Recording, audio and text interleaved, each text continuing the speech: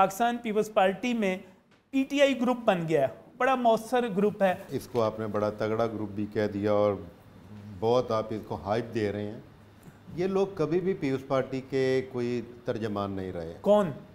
अपना लतीफ़ खोसा साहब या एजाज हसन साहब प्रेजेंटली तो बिल्कुल भी नहीं है। ऐसे बाजी में रहे।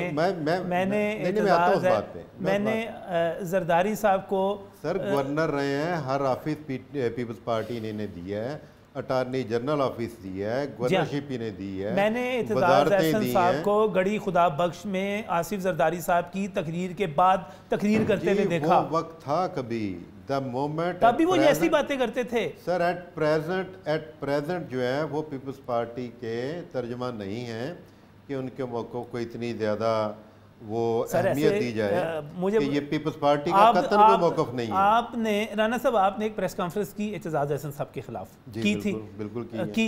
उसके बाद आप लोगों ने कहा कि हम घेराव करेंगे एतजाज हसन साहब के घर का।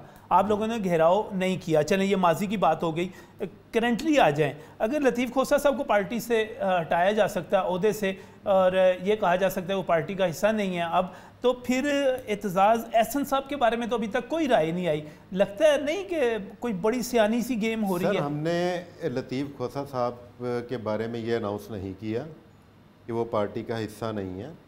ना लतीफ़ खोसा साहब को ना एजाज हसन साहब को किसी को भी कोई शोकाज नहीं गया। ये अपना रिकॉर्ड काइंडली करेक्ट कर लें। अच्छा, पार्टी में ओहदे मिलते रहते हैं, ख़त्म होते रहते हैं, नए लोग आते रहते हैं, सारे कारकुन हैं, ये चीज़ें चलती रहती हैं। आप ये पूछें कि इशू क्या है इन्हें, what is the issue? Either they are the PTI group या कोई और मामला है। क्या मामला है? हकीकत में बात यह है कि इन दो अफराद ने पीपल्स पार्टी से पहले इनका ना कोई नाम था, ना कोई कद था, ना वकालत थी, ना जांच थी, ना इनकी शनाख्त थी। पीपल्स पार्टी ने इनको शनाख्त दी, पीपल्स पार्टी ने इनको बड़े से बड़ा ऑफिस इनको एंजॉय करवाया। ठीक। खोसा साहब के दौर में खोसा साहब ने गवर्नर हाउस इतना एंजॉय नहीं किया जितना उनके बच्चों ने एंजॉय किया। तो ये अब चल रहा है, इनका ज़ाती मसला है, ज़ातियात का मसला है। ये अपने ज़ातियात, ये अकोमोडेशन का इनका मसला है। खोसा साहब चाहते थे कि इस गवर्नमेंट में उनके बच्चों को अकोमोडेट किया जाए, वो नहीं हो सके। इसी तरह उन्होंने हर तरह इक़्तिदार में, चूँकि इसमें उन्हें हिस्सा नहीं मिला, इसलिए वो अपना जो गुस्सा निकाल रहे हैं। इससे पहले पीपल्स पार्टी ने बेशुमार सुप्रीम कोर्ट के फैसला जात आए हैं जिनके ख़िलाफ़ पीपल्स पार्टी रिव्यू में गई है, अपीलों में गई है, उसके ख़िलाफ़ अपने राय देती रही है और खोसा साहब उसका हिस्सा रहे हैं हमेशा। आज ये कौन सा अहम फैसला आ गया जिसके ऊपर खोसा साहब कहते हैं कि जनाब मैं तो अपनी डायरेक्शन और लेना लगा? खोसा साहब को तो आपने पीएलएफ की प्रेसिडेंटशिप से सदारत से हटा दिया, खोसा साहब क्लियर हो गए। एतजाज हसन साहब के बारे में बताइए। एतजाज देखें, जो स्टैंस जो खोसा साहब, मैं आज आपको एक बात बताऊं, बल्कि अभी आपके आने से पहले मैं अपनी भी कोई रैकी को तैयारी करके आया हूं।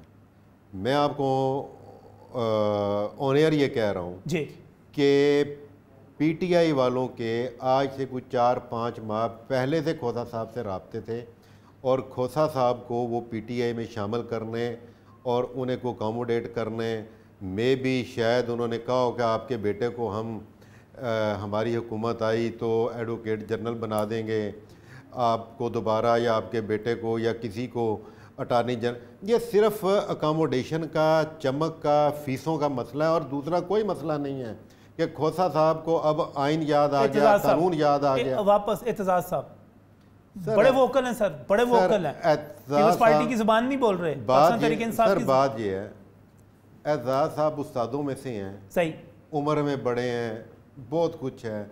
आप यकीन करें मैं मजबूर हो रहा हूँ क्योंकि मैंने पब्लिक को बताना है, हिस्ट्री लोगों को नहीं पता।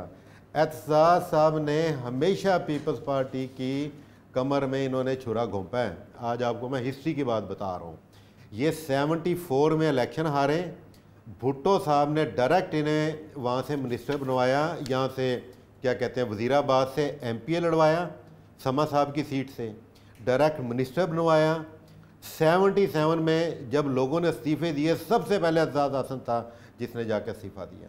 अच्छा, इस्तीफ़ा देने के बाद ये सीधे तहरीक इस्तिकलाल में चले गए, वहाँ पे इन्हें चांस था कि मुझे वहाँ पे कोई बड़ा ऑफिस मिल जाएगा।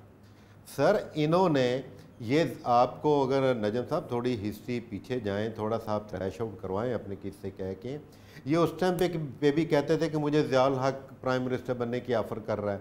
ये मुशर्रफ वाली बात तो आपको भी पता होगा कि जी मुझे मुशर्रफ ने कहा कि मैं तुम्हें प्राइम मिनिस्टर बनाता हूँ।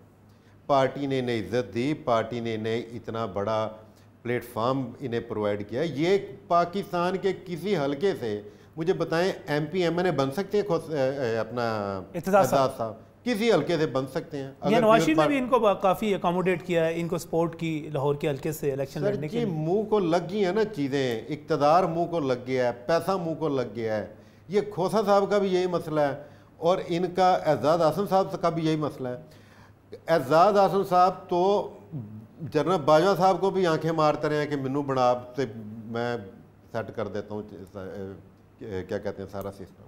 ये अपॉर्चुनिस्ट लोग हैं सारे, ये नजरियाती पीपल्स पार्टी नहीं है भाई, इन्होंने मुफाद नहीं है। मुझे आज एक बंदा मिला, मेरी अगर आप ये तारिक रहीम नजम साहब मेरी बात सुने, मेरी बात सुने, मुझे आज मेरी बात सुने, मुझे आज एक बंदा मिला पीपल्स पार्टी का, उसने कहा यार पीपल्स पार्टी के दौर में 88 की मैं कहता मैं बात कर रहा हूँ 89 में उसे कोई जॉब मिली, कोई PSO में या कहाँ पे, कहता यार उस दिन के 2 साल बाद हमारी जॉब ख़त्म होगी, आज के दिन तक हम खड़े हैं।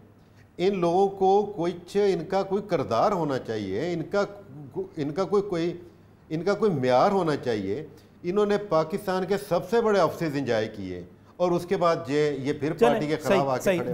दोबारा आपकी तरफ आऊँगा। इस वक्त जो सारी बात की जा रही है नाज़रीन, जो एहतजाज होने जा रहा है, कहा जा रहा है कि एक बहुत बड़ी वकला तहरीक जो है वो शुरू होने जा रही है। और जब हम वकला तहरीक की बात करते हैं तो मुझे माजी में भी याद है कि जो वकला तहरीक लाहौर से चली थी और लाहौर से शुरू हुई थी, उस वकला तहरीक ने पूरे मुल्क को अपने साथ मिला लिया था, ग्रैब किया था। राना इंतज़ार इस वक्त मेरे साथ मौजूद हैं।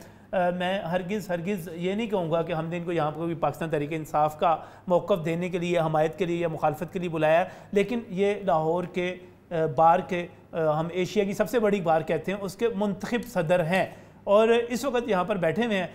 तो जो मेरे पास इतलात आ रही हैं वो ये है कि अगर तहरीक चलने जा रही है तो राना साहब, लाहौर के वकला, आप आइन, सबसे पहले तो ये मुझे क्लियर कीजिएगा कि इस वक्त आप क्या समझ रहे हैं, आइन ख़तरे में है नहीं है? और ख़तरे में है तो एक बड़ी तहरीक चलने जा रही है, फवाद चौधरी सब कॉल दे रहे हैं, एजाज सब कॉल दे रहे हैं, वकला इस्लामाबाद पहुँच रहे हैं, आप भी पहुँच रहे हैं। मुझे तो नहीं पता, मुझे तो आपके यहाँ आके पता चला कोई वकला तहरीक चल रही है।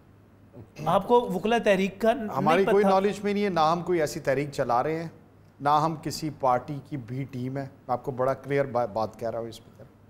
मैं बतौर सदर लाहौर बार, हमारी लीगल फैटर्निटी के लिए हमने काम करना होता है, सही, और इंसाफ के लिए, रूल ऑफ लॉ के लिए, सुप्रीमेसी ऑफ कॉन्स्टिट्यूशन के लिए, इन चीज़ों के लिए हमने काम करना है। हमारा कोई पॉलिटिकल अज़ाइम नहीं है, ना है ना हमने करने हैं, ठीक। और दूसरा ये है कि अब जो हमारे जो मुमताज़ नाम आप ले रहे हैं, अगर वो कोई तहरीक चला रहे हैं तो उनका पर्सनल इशू है, इससे हमारी लाहौर बार का, बाकी मैं नहीं कहता, किसी किस्म का कोई तल्लुक़ नहीं है। ना हमने कोई फ़ैसला किया कि हम कोई तहरीक चलाने जा रहे हैं, ना हम इसका हिस्सा बनने जा रहे हैं।